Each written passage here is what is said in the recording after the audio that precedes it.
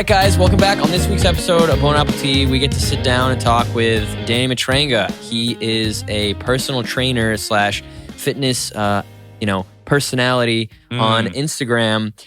Great conversation. We get into a lot of really useful things, a lot of useful questions and answers from him for people who are, maybe personal trainers getting into personal training or just like to exercise in general. He gives some great tips on a variety of things from adjusting to Corona, maybe getting new clients and, how to deal with proper communication between you and your client. Right. A few things you can do immediately to impact your health in a positive way. And then, a little bit about what it is being, a young gun in the fitness industry and how some people can be dismissive because of stuff like that. Right. So It's cool. We get to sit down and talk with him via Zoom, of course, because he's all the way out in Cali. he's all the way out in California. Yeah. Even if you lived close, I guess, whatever. Yeah, exactly.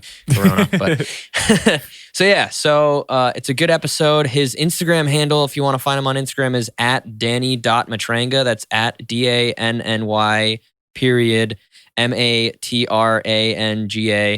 And enjoy. How long have you been a personal trainer for? It seems like a while.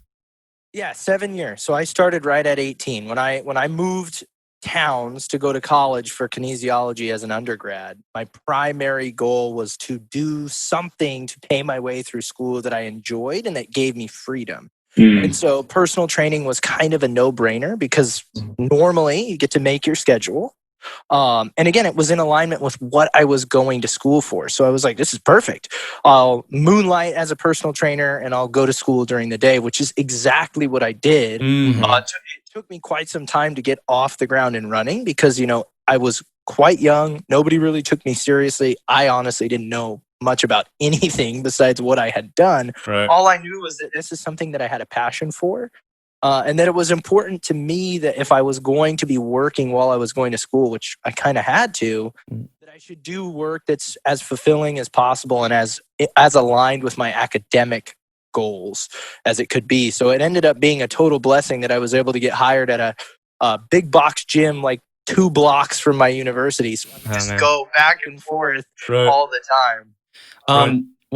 So I wanted to ask actually, in terms of going to school, because I know a lot of people, if you watch a lot of Gary Vee, there's a lot of shit talk about college. I think it's highly dependent on what you go into, of course, because us personally, like we both went for engineering, and everything I did in school applies directly to what I do. So, right. But for you, did you feel? And I know that like personal training is one of those things. A lot of people are like, you don't need to go to college, which it makes a lot of sense.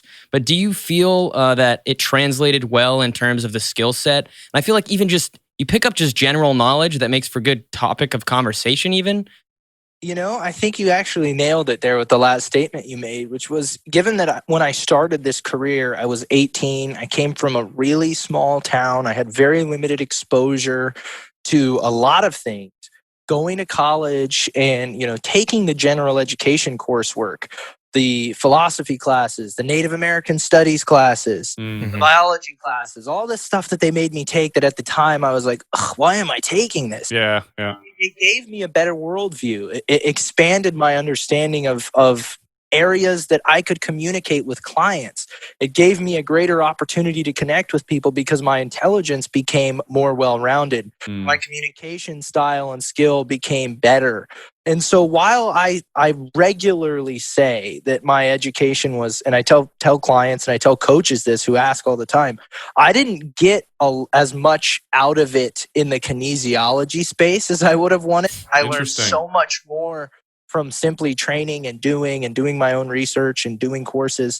But I did get something out of it. So I would never call it a waste. And I know a lot of coaches who choose to look at it that way, and I could totally understand why they would, right? Because most undergraduate kinesiology coursework is very rudimentary, and it's nothing that anybody who had even the smallest inkling of passion for fitness couldn't get for free on the internet or for free from a good mentor.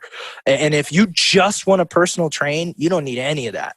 Right. But one of the things that I really believe is if you want to change people's lives and you want to really help them be successful with their health, you have got to be able to connect with them on a really fundamental level. Who they are as a human has to be something that you're capable of connecting with. And if you don't know shit about shit, you're going to have a hard time doing that. And I tell people all the time, if your clients cared as much about fitness as you did, they wouldn't hire you. Yeah. And so you have to be able to connect with them on things that are deeper than just what their health goals are. And college gave me a much better worldview and better understanding of who people are, where they come from, what they might be interested in. The philosophy and psychology classes really helped me connect with people. So it was definitely worth it, but never in the way I intended it to be.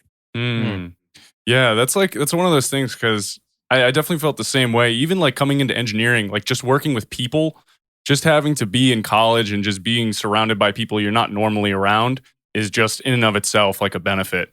Now, when you came out of college, just because I do listen to Mind Pump myself, and I know you used to work on their videos and stuff, how did you get involved with them? So I actually, when I was in my undergraduate education, so I was probably a sophomore, I was listening to Mind Pump in class. And this is actually a really small story because one of the things that I would do, small world story, I should say, is I would like wear a headphone up in my hoodie and like run it around the back of my ear and just keep my hoodie on and just sit in the back. Right. And I was like I said, I was working on other things while I was in school because it didn't always fulfill me in that way. And there was a girl that was in a couple of my classes and I'd always had a crush on her. And I tried to holler a few times and it never worked out. I always got shut down. And she was like, "What are you listening to on your phone every time you come in here?" And I'm like, "I'm listening to a podcast." And she was like, "What kind of podcast?" And I was like, "It's a fitness podcast." And she goes, "Oh, well, my cousin has a fitness podcast." And I was like, "Yeah, he's probably some schmuck. Right.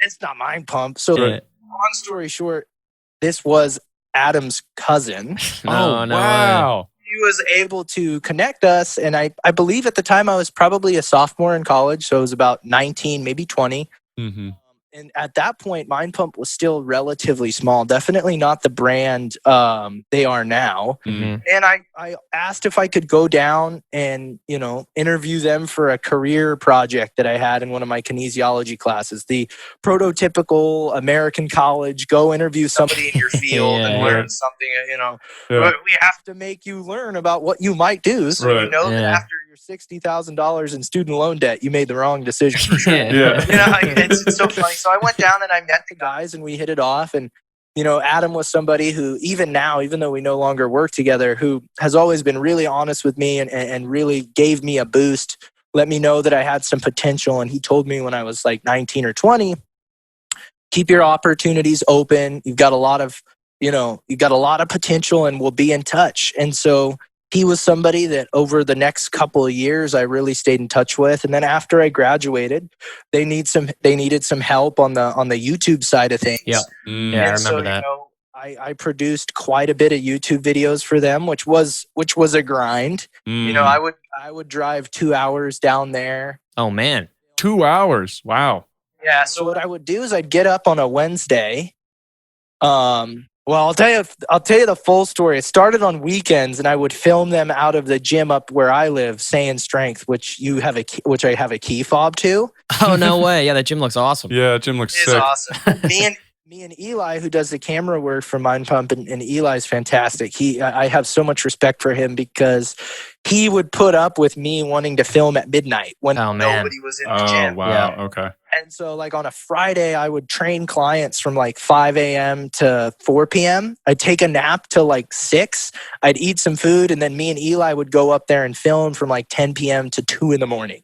Wow. Oh, man. We did that like 2 or 3 times a month. And then I got into the habit of just driving down and filming during the day.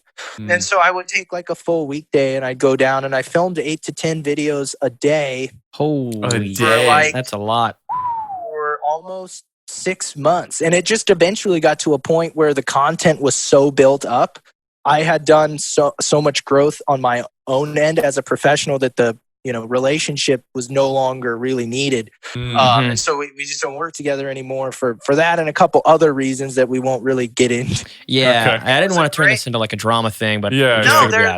Look, I harbor zero ill will towards the brand. There's so many people that I have so much respect for. They gave me a great opportunity, and people do grow, and people's need for each other in branding oftentimes will be temporary. So, for me, it was a great opportunity, and it was one of those moments where, you're putting in the work, you put in the grind, but when you look back at it, like when I look back at it now, I go, I can't believe I filmed so many damn videos. Dude, content creation's no joke. It's not. It was hard. And, shooting the B-roll and going slow and filming with perfect technique. Yeah.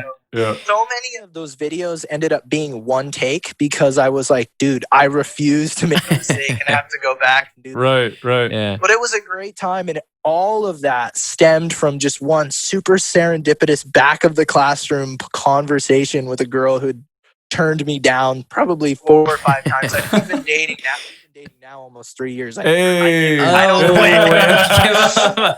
So I had to break her down a little bit. It's a really funny story, and people are always surprised when they hear how it actually started. Hey, consistency, doesn't matter what it is. There you go. I'm nothing if not consistent. One last question I will ask is, do you think working with Mind Pump helped shape any sort of ideologies you currently have, or did it just reinforce what you already knew? I think that's a great question. When I was more impressionable, probably when I was 18, 19, 20, was when I was really learning and absorbing a lot of the message of Mind Pump. And one of the things that happened after that was about 2021, 22, I started to expand into areas that I was more interested in. Other avenues of fitness that might have been a little bit more niche than some of the stuff that the guys talk about. But that gave me a foundation. And it gave me a foundational way of looking at the industry and the space that I think was invaluable. So the things that they gave me from that were probably, I would say, the most impactful were as a listener. When we started working together professionally, we definitely talked a lot about business, but when we were working together professionally, they were helping develop me in ways that weren't related to fitness, if that makes sense. No, yeah. As a fan of the show, it shaped and foundationally kind of gave me a platform from which I built all my other interests in the space. But when we started working together, like on a professional level, I really got some insights into the fitness business side of things that I otherwise never would have seen. A lot of the conversations weren't about training. They were just about like, hey, this is why YouTube's important. This is why this is important. You know what this is? And I was like, I don't know anything. But it was so interesting. And that's one of the things that all of those guys are really, really good with is they're very, very intelligent about a very high number of things. And so I was able to learn a lot, especially as a 23, 24, 25-year-old from guys who I think are doing really well in the fitness space, but also just in their life. It's good to be around people who are where you want to be. Right. Yeah. And that's a good point. When you're younger too, like, you listen to, whatever, a podcast, or you have these people that you absorb a lot of information from, and you kind of just take it like this is gospel. And then it's funny because there's such a dramatic amount of growth that happens between like those literally between just 20 and 23, or like even, 21 to, it's just that period of time is pretty dramatic. And you kind of start to think like, well, I've been taking this as gospel, but you start to ask questions. You're like, well, what do I think about this? You know what I mean? I've read about this topic, and I do have information about this. Like I can form my own opinions. That's what everybody's doing. Just because this guy's a couple years older than me doesn't mean his opinion on something is more valid. And I wanted to bring that up because I think it was funny. There was some sort of discussion about like deadlifting and weighted pull-ups or something to that effect, which a lot of times, I'm just using that as an example, but a lot of times people will be dismissive because, you're 25. Like we're all 25 right now. And they think, and age does have, and there is merit to that. There's definitely merit, but there's a lot of people that are very dismissive. And I was wondering, like, have you felt a lot of that kind of pushback and how your response was or how you handle it? Yeah. So, it's really interesting. Most of my life, because I skipped a grade early, I was the youngest person in my cohort, whether that was academically, was professionally when I was in a big box gym, whether it was professionally when I was renting space at a training studio. I've always kind of been the baby. But one of the things that's always kept me going is I'm very inquisitive. I have no problem challenging conventional ideology, and I am a free thinker. I'm somebody who likes to think for myself. And I do enjoy a good debate. And so, being younger, you do, to your point, you get dismissed a lot by people who are, I've been there, I've done that. I remember when I was your age. Right. One of the biggest frustrations I've had professionally is that people make the misequation of thinking that age and wisdom are directly correlated. Right. I think that you can have wisdom that is beyond your years. And I know plenty of people who are much older than myself who don't have as much wisdom as you might think. And I think that we know about the, what we would call plastic capability of the brain to really expand, and we build knowledge and we build comprehension as we age and we learn more things. But wisdom is this kind of strange thing that you kind of have to challenge conventional norms and ideology to build. You're not going to be a wise person, in my opinion, if you're not willing to be a free thinker. Right. And so I've through that process of challenging conventional ideology, of being the low man on the totem pole, everybody kind of picked on me. I was like, well, you know what? I'm gonna be smarter because I'm younger. I'm like at the gyms, I was always the smallest trainer. Hey man, we got the internet, dude. Yeah. You know what I mean? Yeah, exactly. So it was like the great equalizer for me professionally, being young, and is to really aggressively ramp up my knowledge. And when you do that, you do start to challenge conventional ideology. And there is always pushback because I think people want to keep you in a box. Right. And I don't think that has anything to do with you. I just think that has to do with people want people to be in a place where they're comfortable with them. Yeah. And when the young guy is coming up, it can be intimidating. There can be some pushback, especially when you're somebody like me who likes to argue and debate. And one of the common ways to shut that down is to just say, "Oh, well, when I was your age, I did the same like that's not it." That's not the right answer. Just wait. When you're my age, you'll see. And so I get that, and I've always embraced those moments because to me, that's like the same as a win. Right. Okay, it's a win for me. If we got there, it's a win. And so that's happened so much in my career with so many different people, but it's all in good fun argument. Yeah. Do you find that like under kind of the same idea that like when you're talking with clients, what's like some of the things you have to navigate? Because I'm sure like you're probably working with a lot of people that are older than you, and I'm sure when you try and bring up ideas that you have that are about fitness and they come at you, they're like, no, after every workout I have to have my shake or no muscle's gonna come on me. Like, what's up? No, you're spot on. Early on, it was a huge issue for me. Right. Because I wasn't just 18. I was 18 with a retainer, no haircut, and a bunch of pencils. I looked every piece of 18 years old. Six. Yeah. People would always be like in the middle of the consultation, "Excuse me, but I just have to ask, how old are you?" And I'd be like, "God damn it." I'd be like, "That's not important. Your health is important, and that's why we're here." Sorry, my mom's here. But, I had to earn people's respect. And one of the ways in which I did that was, I would never dismiss what anybody's preconceived notion about something was. Right. I would say, "Hey, I understand why you think that's true. Here's probably where that came from. Here's what the science says, or here's what I know to be true. Are you willing to meet me in the middle? Are you willing to try something new?" And a lot of times for people, it's like, well, what I've been doing sure as shit ain't working. What do I have to lose? Mm-hmm. Right. And so that was really the only tool I had in my toolbox early on when I didn't have the confidence to tell people how it is. And as you get those reps, especially as a trainer, you build enough confidence and people can hear it in your voice. When you communicate to them and you say, "Hey, this is what we need to do to get you the results that you need." Mm-hmm. And if you say that with some confidence and some gusto, they're all in. Okay. But if you were like myself early on where you knew people didn't have a lot of buy-in and that you had to earn it, sometimes you have to give them the first opportunity and you have to work off where they're at. And so it's always dynamic, I think, especially in the health space, because, a lot of the reasons that people come to see their trainer, the things that they're willing to share with you in the first couple sessions aren't really the reason they're there. When you build that relationship and you build that rapport and you get to the emotional underpinning of that human, that's when you find out, hey, the real weight, the real reason you have a hard time losing weight isn't because you struggle with your diet. It's because you have a shit marriage and you eat to make that better and you eat to make that go away. But people don't share that with you until you've built trust. So I think just being able to, when I'm struggling to get somebody on board, I have to realize that it's a two-way street. They have to trust me too. Yeah. Right. And a lot of people don't right away. So sometimes those higher level conversations where I'm trying to change their behavior that's been years in the making, I might not even get to approach that till 1 to 2 months into working with that person. I just examine and see where they're at and build the trust. And then when they're all in, that's when we can start to make changes. Yeah, it's funny how how important communication is really in everything, but I mean more so in like what you're saying. You have to know what problems this person's actually facing in order to address them. And so if they're not going to give you that information right up front, you're right. You got to go through some steps.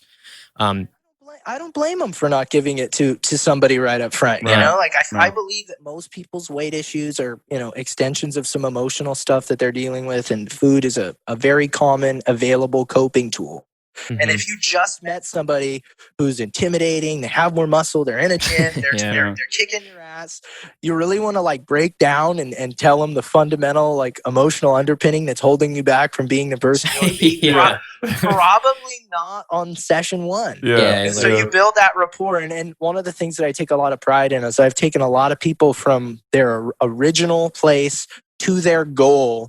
And they keep working with me because of the relationship that we've built. They've been so inspired that they're, what do you think we should do next? What's a cool goal for me to focus on? I really want to keep going. I want to keep building. And you only get that level of buy-in when you get to that emotional level with people. And that just takes time and patience. And most coaches don't have it because they think it's all about results in the first part of the program, which I tend to find is not really the case at all. Yeah, I mean, no one's going to, meet you for the first time and shake your hand like, hey, what's up? I'm Adam. I was made fun of when I was a kid. Help me lose weight. You know what I mean? So nobody. Yeah. And so, I mean, speaking on the importance of communication, I wanted to actually bring up, so obviously coronavirus, everybody's inside, COVID-19. A few things. One, for personal trainers who are maybe coming into the scene now and are just starting, I can imagine just starting out as an online trainer, in any situation, is probably less ideal than face to face. But no doubt. What's some advice? And I guess you could kind of speak to the process you're going through now, but what's some advice you would give to a personal trainer who is trying to acquire clients in this kind of climate where you're starting now and it's, you don't work in a gym, so you don't have just an influx of people who are already interested in working out. Right. Yeah, no doubt. And I think it's really easy to look at this situation, at least the way I did at first, which is, oh my God, this is the end of the industry. It's blowing up. It's mayhem. It's a shit show. Who knows what's going to happen, and panic. And that's what I did for about the first week, because initially I was like, well, if gyms are shut down and we can't do this and people aren't working, how screwed is the fitness space? Mm-hmm. And it was initially very doom and gloom. But as I kind of watched things unfold, my mindset started to shift a little bit towards, hey, there's actually a lot of opportunity here for good coaches. I started to see kind of some of the slimy, shadier side of the industry. They were like, well, we don't have fit tees and booty wraps to sell because people aren't working. So that slowly started to fizzle away. Trainers who were kind of halfway in, halfway out. I know some of the ones that the corporate gyms in the local areas, they were like, I'm just going to stay on unemployment. This is better anyway. And so what I realized was, a lot of the junk kind of got cleansed from the space. Yeah. People who were out just to make a quick buck realized fitness wasn't really the avenue for it. The trainers who weren't super passionate about doing this for their career were either happy to stay on unemployment or they were forced to find other work. So what we were left with was a really, really small amount of coaches who are still super dedicated to the craft and who still really want to help people. And then we have this massive amount of people who don't have gyms, who are at home depressed, who are having food delivered, who are in many cases making more with their $600 supplemented unemployment, and they have no fucking clue how to work out from home. Right. No idea. Yep. And so I, and a few of the coaches that I know, pivoted and said, hey, do you want to do Zoom sessions? Do you want me to come to your home and stay 6 feet away and wear a mask and gloves, and I'll bring some equipment and some Clorox wipes and we can make it work. Should I do Instagram lives? What can I do to nurture or connect with my audience?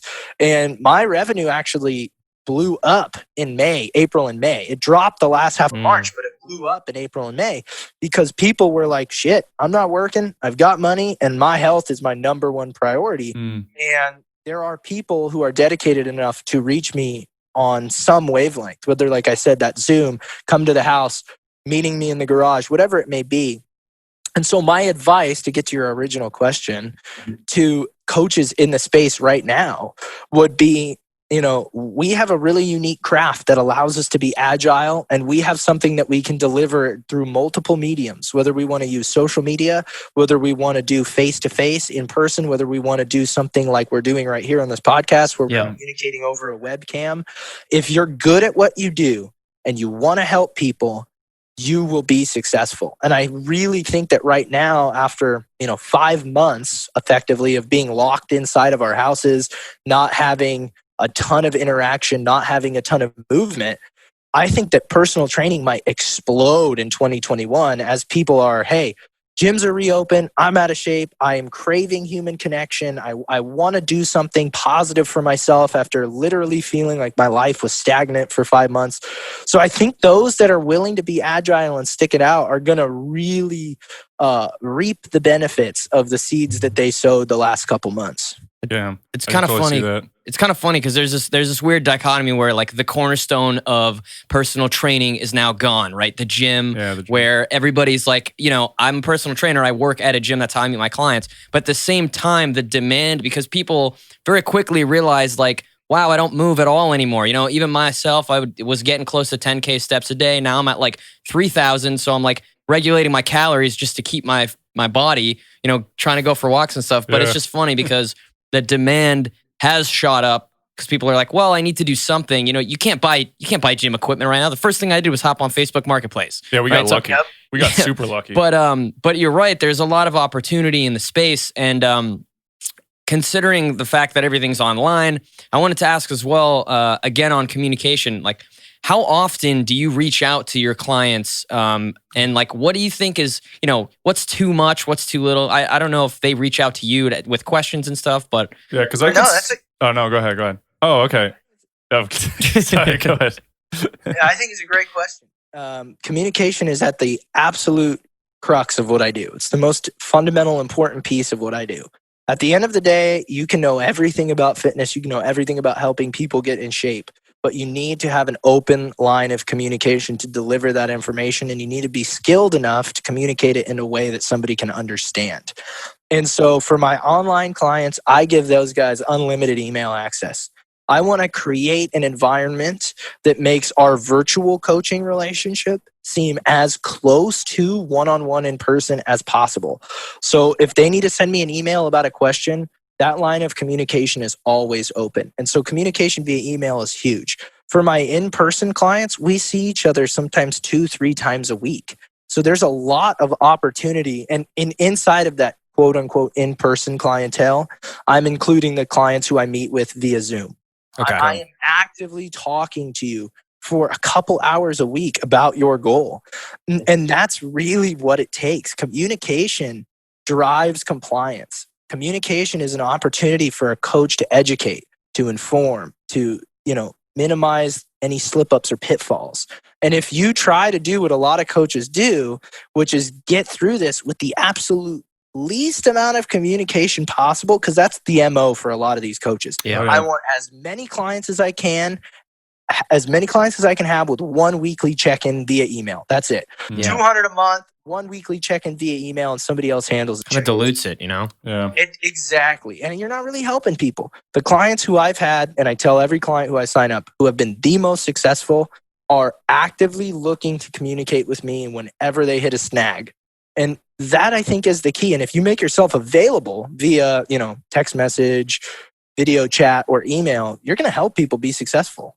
Mm-hmm. Yeah. Yeah. Because that's like it's definitely a good point, because I think there's like a thought that if you're training someone one-on-one and you go outside of one-on-one, you almost feel like you're being needy. But it seems like in your experience that it's like, oh, actually communicating all the time is what people want. Yeah, and that's why people fall off is because they run into issues that they can't troubleshoot themselves. They make mistakes that they don't know how to overcome, or they run into barriers that they need support with. And so if you have an open line of communication, if they have a bad day of dieting and they feel like they can tell their coach, dude, I had a bad day, and their coach responds in a couple of hours and say, hey, shit happens. What are we going to do about it now? Right. That's the difference between quitting and not quitting. And, you can put together the greatest workout in the world. You can put together the greatest nutritional protocol in the world. But if you're not actively communicating with your clients about why it's important and how to implement it and encouraging them and supporting them, they probably still won't do it. Right. I tell people all the time, people know how to get in shape. Yeah. But being available for them when they need it, that's the biggest piece that so many coaches miss. And if you're out here to make a buck and your goal and the way your business runs and the way you scale it is off of volume, the first thing people cut is the personal touch and communication. And to me, that's the most important piece of my business. Yeah. Right.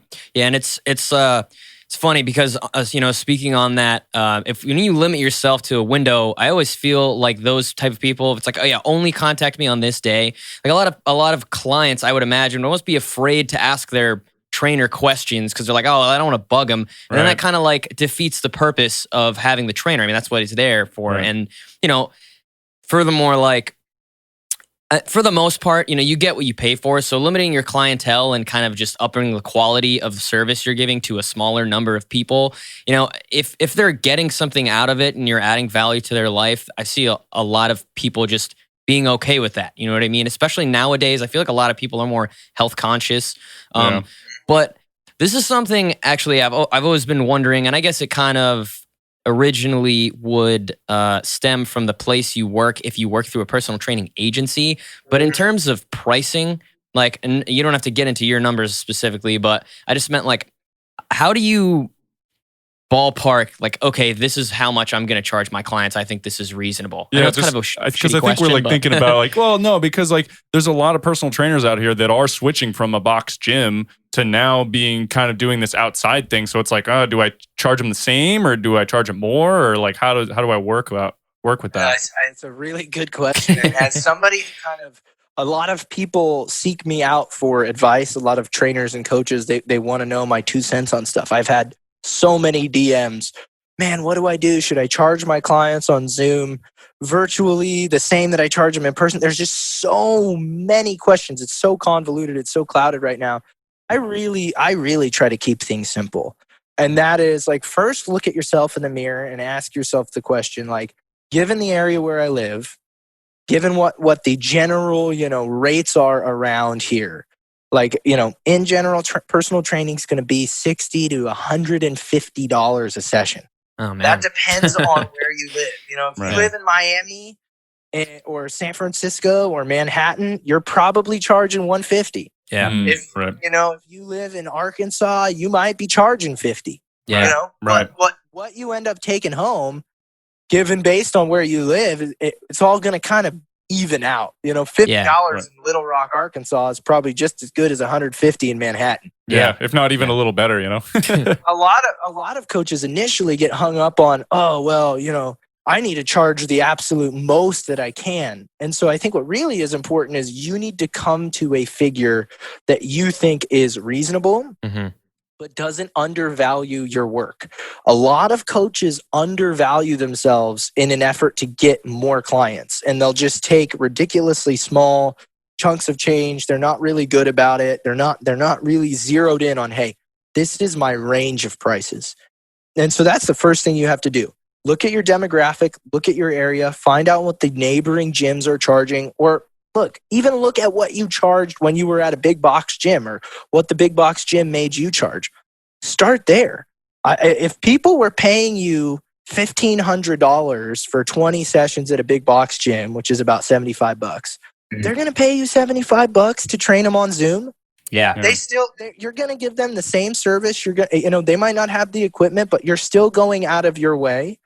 And so you got to look at the demo, you got to look at the area that you're in, and you kind of have to scan the landscape and say, hey, am I newer? And maybe I need to charge a little bit less and earn some faith and raise my rates as I expand as a professional. or am I really good? In which case you can charge a little bit more. You'll find that as you get better and your reputation kind of starts to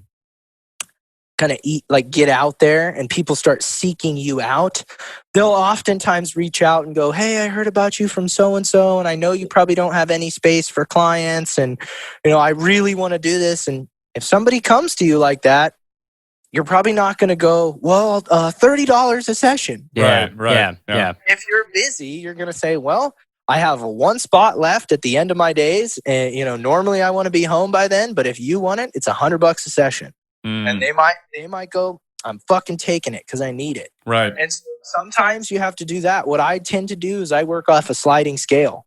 My sliding scale is 80 to 120. You pay what you can afford. Mm-hmm. And the clients who can pay more pay 120. The clients who can't pay 80. But at the end of the day, I make out with an average that I'm totally happy with. Yeah. Okay.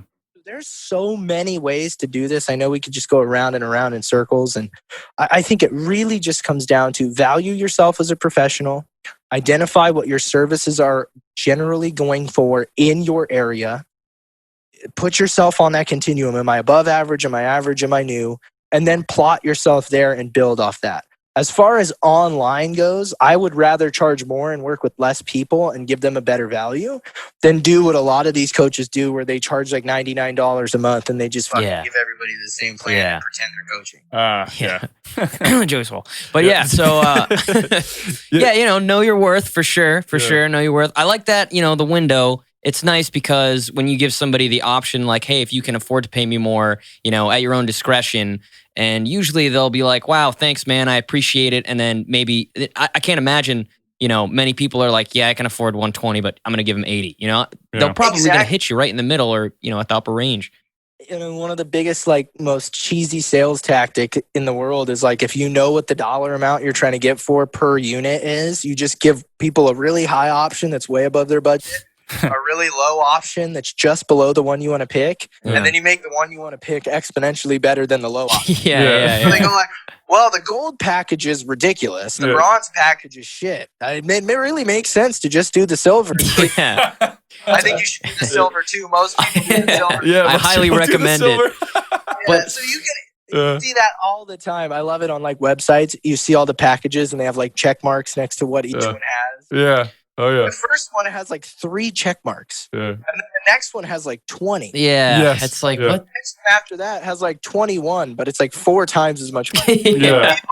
People, you can guide people into an avenue, in my opinion, with a high degree of integrity if you set your business up right. Yeah. There's something to be said about just being straightforward about something like that. You know what I mean? People appreciate it, especially nowadays when there's so much bullshit. Yeah. Actually, speaking of bullshit, what's some of the stuff that you had to experience when you're training people that you think people need to majority of people need to unlearn?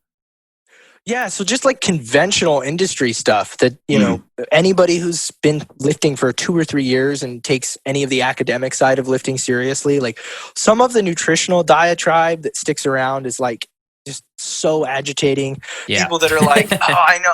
Listen, okay, I had a bad weekend. I had so much carbs and so much this and that. Yeah.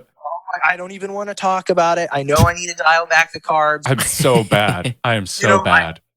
It happens all the time. And it's stuff like that, or it's, I don't want to do deadlifts. It's bad for your back. Honestly, all of those almost borderline memes, because they're so common. Yeah. I'm 8 years in. They fucking haven't gone anywhere. Yeah. They're still hard to kill. They're really, really hard to kill.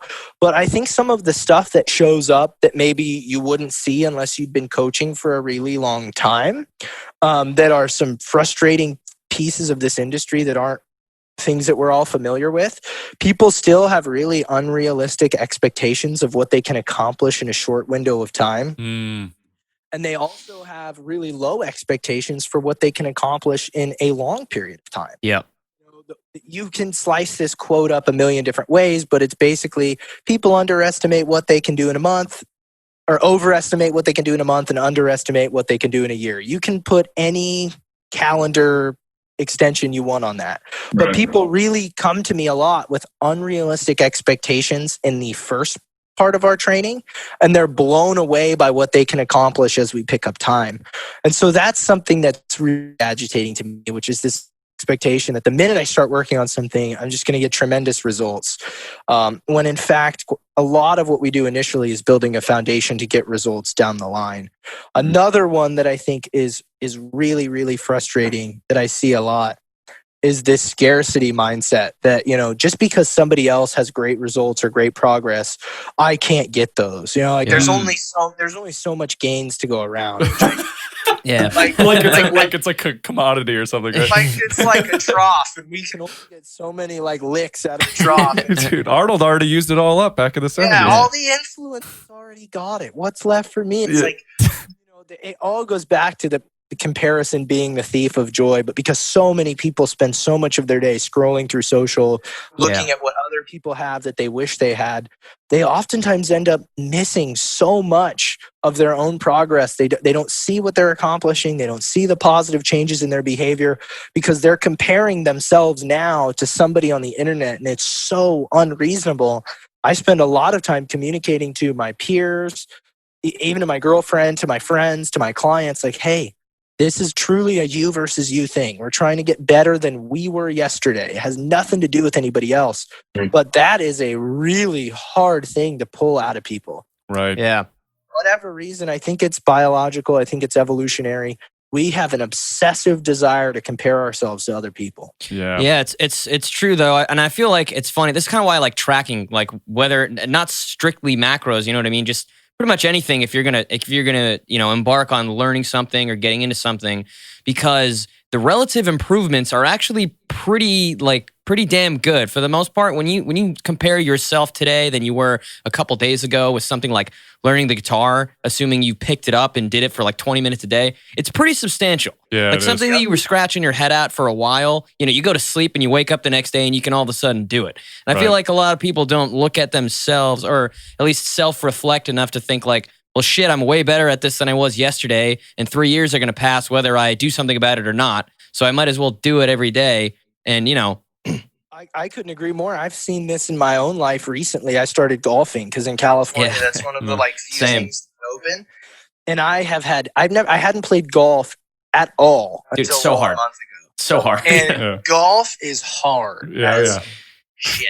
Yeah. It's hard. So I go out to the driving range and I'm swinging out of my shoes.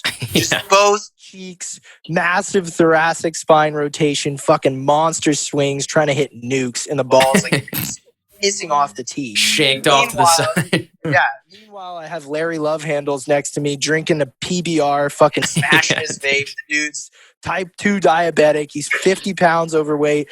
He's swinging slow as shit, and he's hitting the ball 200 yards. And I'm like, this is not fair. Yeah. Dude. And then I paused and I said, well, look at what you're doing, man. You are comparing yourself, a new golfer, to somebody who's been golfing for years. Yeah. And I had an incredibly unrealistic expectation for myself right out of the gate. And initially I was really shut down. But to your point, when I went back the next day, all of a sudden I could hit the ball. Oh, then I can get my irons in the air. Oh, now my driver's not slicing so bad. Ooh, now I can use my hybrids. And in a month, I have made a tremendous amount of progress simply by focusing on what I can do. Had I let that initial trip to the driving range and that initial comparison discourage me, I would have stopped right then and there, which unfortunately is something that a lot of people do. Yeah. They look at it and they go, I could never do that, or I'm not willing to put in the work to do it. But when you get a month, 2 months, 3 months in, you're like, damn, I have made so much progress. It then becomes almost addicting. Yeah. Right.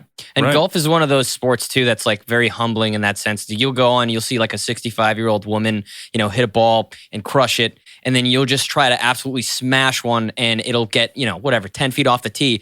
You're like, well, this is just a staring me in the face example of just technique and just literally just working through something, as opposed to just trying to muscle it out or something to that effect. It's not unlike fitness and nutrition in that way. And then when you truly got a good handle and understanding of it, and you understand the fundamentals, the mechanics, you can do the most damage with the simplest stuff. Mm-hmm. Right. You know what I mean? Right. And But if you try to do the nutritional equivalent of swinging your driver as hard as you can, you're going to piss out, and you're probably going to be standing on the tee box with your ball 2 inches in front of you like, but I tried so hard. Yeah.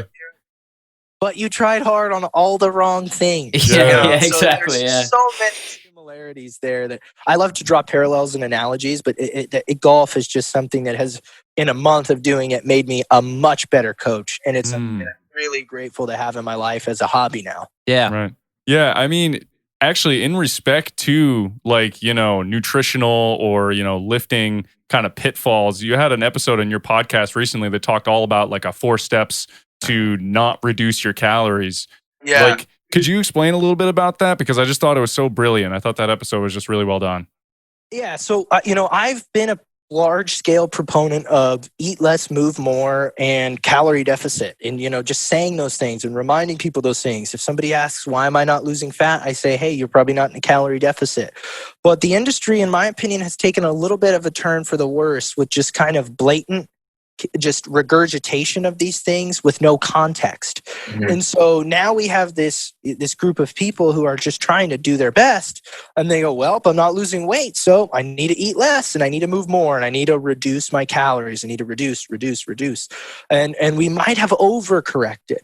Mm-hmm. And so my entire MO in creating that episode was to take a look at energy balance as a continuum and say, hey, whatever your TDE is, whatever that number of total daily calories you expend is, we can get that number, right? We can be living below that number in a calorie deficit with a lot of different lifestyle manipulation, not just food reduction. And so when you tell somebody, hey, what if you took a 10-minute walk after each meal you ate? Not only are you going to get better digestion, you're going to get vitamin D from the sun, you're going to have some caloric expenditure, but we're not going to have to take any food away. And we're going to work 30 minutes of additional NEAT in, and we might drop your total daily energy expenditure, or we might bring it up 100 calories and give you a little bit of a deficit right there. There's so many ways to do it, but this kind of black and white myopic focus on calorie deficit, and people just say it. They just say it all the time. Oh, yeah. Yeah. The implication and the connotation of that is eat less.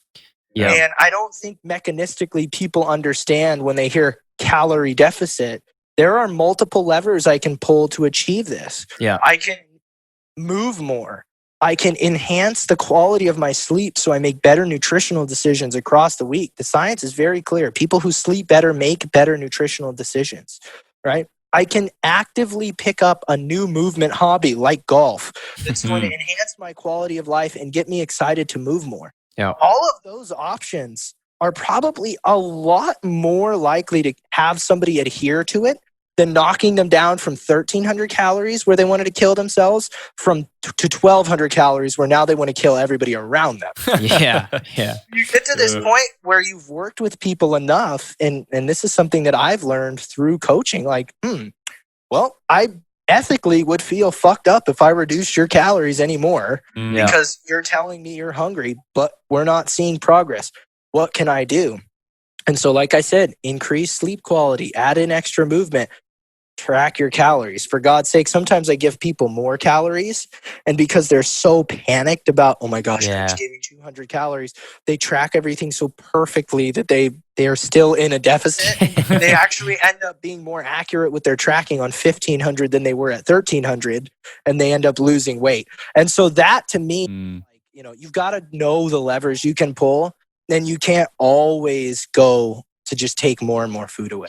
Yeah, and I think a lot of times too, people will be like, "Oh, like I need to eat in a deficit, right?" But they have no idea what their baseline is, or they have zero reference point. They're just reducing, like, "Oh, it didn't work, so I'm going to reduce more." And then it's like, well, you have zero information on where you are, relatively speaking, and it's just funny sometimes because people don't understand how to do it. To note, and I am talking to two people with a pretty high functional understanding of engineering.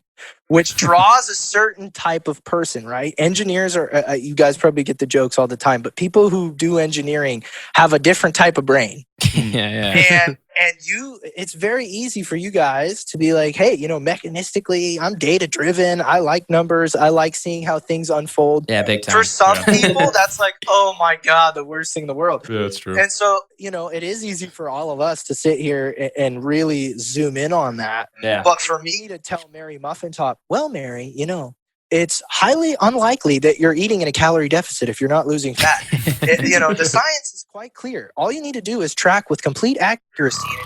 And if you can get a caloric intake of less than 1,350 calories, you should lose fat. It's Newton's first law. Yeah. She's like, fuck you, dude. I have a degree in art history and I get emotional. And when I do, I eat chocolate. Yeah.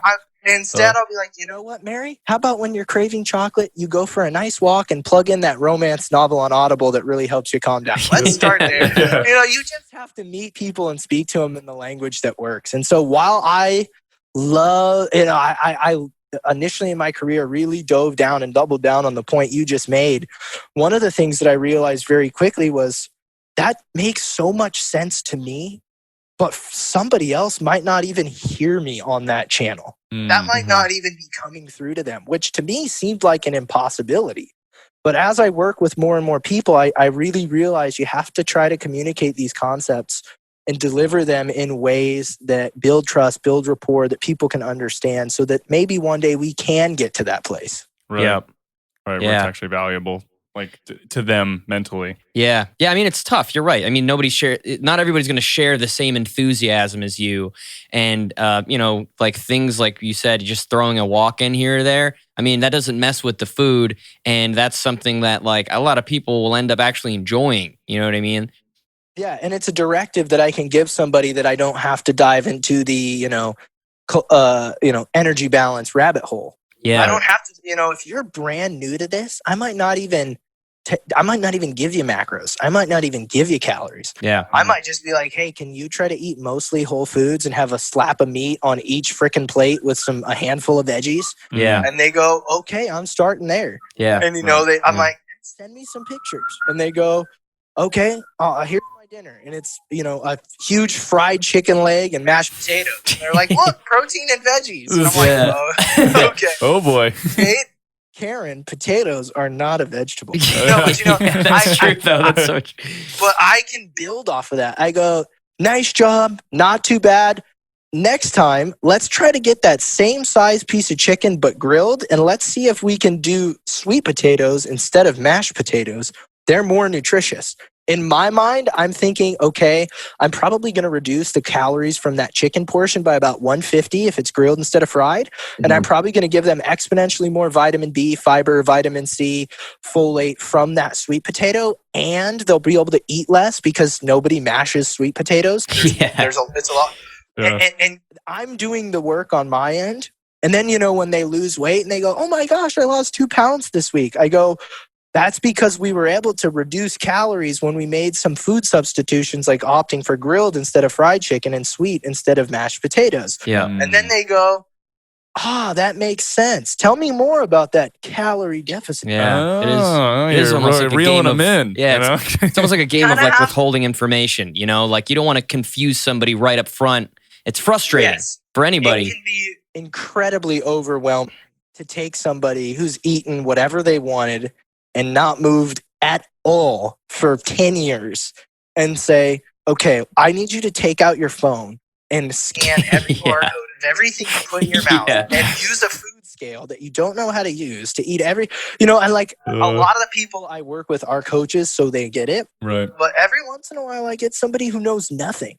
Yeah. And so it's all working towards that end goal of giving them freedom and having them understand how food works and how nutrition works. But if you, to your point, give people too much up front, you can lose them. Yeah. So, I mean, I guess, do you want to close it off with, I wanted to ask you just like maybe 3 things that, generally speaking, somebody can do right now to just improve the quality of their health, like more or less Yeah. immediately, just general No, pop. this is a great question. And so, I think the biggest one that I hit on all the time, and it's getting to the point where I'm getting annoyed with myself for bringing it up so much, is get 7 to 9 hours of sleep.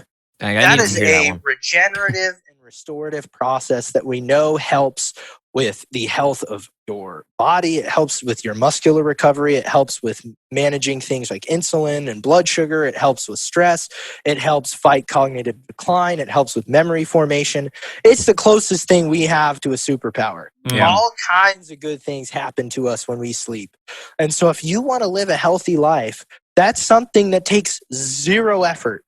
It takes effort to put a good sleep routine in place, but it's not an arduous workout. You can literally lay there for 9 hours. You get to sleep. And get some amazing benefits. And so just never overlook sleep.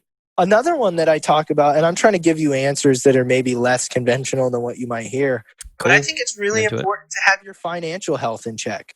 The number one source of stress in people's life seems to be, at least right now, money. Yeah. And if you can have a basic competency around financial literacy, you're putting some money aside for your future, you're working on a budget, you're being intelligent in a way that allows you to enjoy things, but not enjoy things so much that you're living under a pile of debt that keeps you constantly stressed.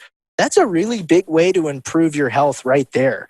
And it's something that not a lot of people work on. And it's something that I worked on early in life, and I communicate with my clients about all the time. And they get so much joy when they're living financially free that I think that that's a way you can improve your health. And then another one, find something that you enjoy with regards to exercise. Don't pick something that you think is cool or something that your friends recommend. If you can find a modality that you enjoy and that makes you want to show up, I don't care if it's Zumba. I don't care if it's CrossFit. If it gets you there, we can build from that. And almost every person who I've worked with who's following like a really cool, polished, awesome resistance training program started with something fucking stupid. Yeah. But they got there because they originally found something stupid that they liked, and then they learned and they built from that.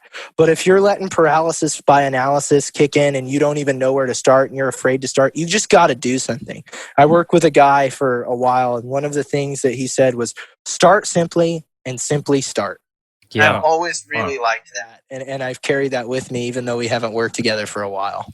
Yeah, I've heard somebody said this the other day, done is better than perfect. Yeah. Right? Yes. Because a lot of the times, you're right, paralysis by analysis is huge. I like the financial literacy answer too. Yeah, that was a surprise, but I like that. That's a good answer. And you're right. I actually read something like the stress of debt.